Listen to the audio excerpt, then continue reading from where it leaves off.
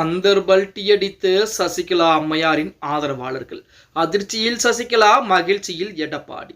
நண்பர்களே, அதிமுக தொண்டர்களாக இருந்தீங்க அப்படின்னா மறக்காம நம்ம சேனலை சப்ஸ்கிரைப் பண்ணிட்டு இந்த வீடியோக்கு ஒரு லைக் பண்ணிருங்க. இந்திய அண்ணா திராவிட முன்னேற்ற கழகத்திலே ஒரு காலத்தில் குறுகிய நாட்கள் பொதுச்செயலராக இருந்தவர் தான் நமது சசிகலா அம்மையார். அதன் பின்பு சசிகலா அம்மையாரை பொறுத்த வரைக்கும் அதிமுகவிற்கும் அவருக்கும் எந்த சம்மதமும் இல்லை என உறுதியாகி, அதற்கு முழுக்க காரணம் நமது ஓபிஎஸ் அவர்கள் தான். தர்மயுத்தம் யாருக்கு எதிராக ஓபிஎஸ் ஆரம்பித்தார்? சசிகலாவுக்கு எதிராக ஆரம்பித்தார். டிடிவி தினகரனுக்கு எதிராகத்தான் நமது ஓபிஎஸ் தர்மயுத்தம் ஆரம்பித்தார். அதில் வெற்றி பெற்றார்.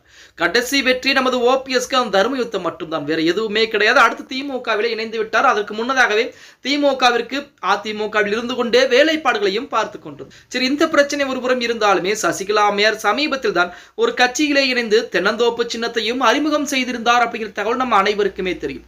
அப்படி தென்னந்தோப்பு சின்னத்தை அறிமுகம் செய்த அடுத்த நாளே வேட்பாளருக்குரிய விருப்ப மனு என்பது என்னுடைய இல்லத்திலே வாங்கிக் கொள்ளலாம், வேட்பாளர்கள் அதாவது நம்முடைய கட்சியின் சார்பாக யார் யார் எந்த தொகுதியில் போட்டியிடுறார்களோ அவர்கள் நேரடியாக வந்து விருப்ப மனுவை வாங்கி செல்ல வேண்டும் என நமது சசிகலா அம்மையார் கோரிக்கை விடுத்திருந்தாங்க. ஆனால் அதற்கு எதிர்புறமாக அவருடைய ஆதரவாளர்கள் அனைவருமே விருப்ப மனு வாங்குவார்கள், அதிகப்படியானவர்கள் விருப்ப மனு வாங்குவார்கள். அதை பயன்படுத்தி நாமும் 2026 சட்டமன்ற தேர்தலில் எனக்கு இவ்வளவு ஆதரவு இருக்கிறது என வெளிப்படையாக காட்டி ஒரு கட்சியுடன், விஜயுடனோ அல்லது மற்ற கட்சியுடன் கூட்டணி பேரம் பேசலாம் என நினைத்துக் கொண்ட சசிகலா அம்மையாருக்கு அதிர்ச்சிகள் தான் காத்திருந்தது. அவர்களுடைய ஆதரவாளர்கள் அந்தர்பல்டி அடித்து யாருமே, அதாவது மிக சொற்ப அளவிலே விருப்ப மனு வாங்கியிருக்கிறார்களாம். மிஞ்சம் அதிகபட்சமாக 8 தொகுதிகள் வரைக்கும் தான் இதுவரைக்கும் விருப்ப மனு என்பது கொடுக்கப்பட்டிருப்பதாகவும், அந்த விருப்ப மனுவை வைத்து ஒன்றுமே செய்ய முடியாது என சசிகலா அம்மையார் புலம்பிக்கின்றார். இதற்கு ஏன் நம்முடைய ஆதரவாளர்கள் ஏன் விருப்ப மனு வாங்கவில்லை என்ற நோக்கத்திலே சசிகலா அம்மையார் ஆய்வுகளை மேற்கொண்ட அந்த நேரத்திலே தான் நம்முடைய ஆதரவாளர்கள் அனைவருமே அந்தர்பல்டி அடித்து அதிமுகவிற்கு ஆதரவுகளை கொடுத்துக் கொண்டிருக்கிறார்கள் அப்படிங்கிற செய்திகள் என்பது தற்சமயம் இணையதளங்களிலே உலா வந்து கொண்டிருக்கிறது. அதாவது இந்த 2026 சட்டமன்ற தேர்தலிலே வெற்றி கட்சியாக அதிமுக தான் இருக்க போகிறது. ஓபிஎஸ் அணியில் இருந்து அனைவருமே அதிமுகவை தேடி போக ஆரம்பிச்சிட்டார். அதிலையும் கூடுதலாக ஓபிஎஸ் போன்றவர்கள் திமுக இணைந்தது அதிமுகவிற்கு மிகப்பெரிய ஒரு செல்வாக்காக மாறிவிட்டது.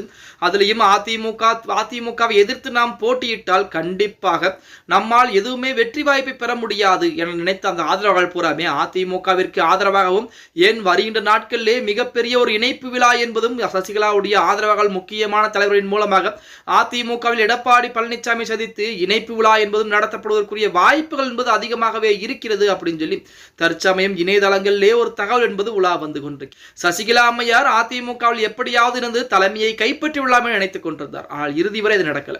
அதாவது சசிகலா அம்மையாரோ அல்லது ஓபிஎஸ் உடைய எண்ணங்கள் என்னவாக இருந்தது அப்படின்றால், அதிமுக அழிந்தாலும் பரவாயில்லை, அதிமுக தோற்றாலும் பரவாயில்லை, எடப்பாடி பழனிசாமி மட்டும் இருக்கக்கூடாது என அந்த நினைப்பில் தான் இருந்தார்கள். அதுதான் அவர்களை ஓரம் கட்டக்கூடிய விதமாக அமைந்து விட்டது அப்படின்னே கூட சொல்லலாம்.